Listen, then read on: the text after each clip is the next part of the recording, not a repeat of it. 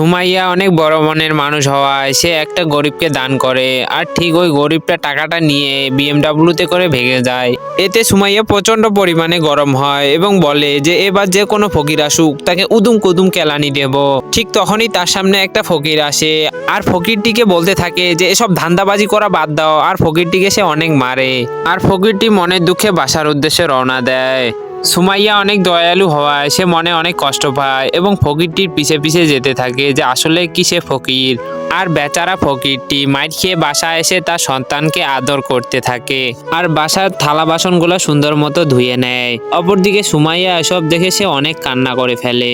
অপরদিকে দুইজন কিডন্যাপার আসে আর ফকিরটিকে অনেক মারে এবং তার আদরের সন্তানকে নিয়ে তারা চলে যায়। তারপর যা হয় তার আগে, হে আল্লাহ, যে আমার এই ছোট্ট চ্যানেলটি একটি সাবস্ক্রাইব করবে তার পরিবারকে তুমি অনেক সুখে রাখিও। এসব দেখে সুমাইয়া দৌড়ে আসে এবং ফকিরটিকে সান্ত্বনা দেয়। আর সুমাইয়া সবচেয়ে বড় মাফিয়াকে ফোন দেয়। বাকিটা তো বুঝতেই পারছো কি হবে।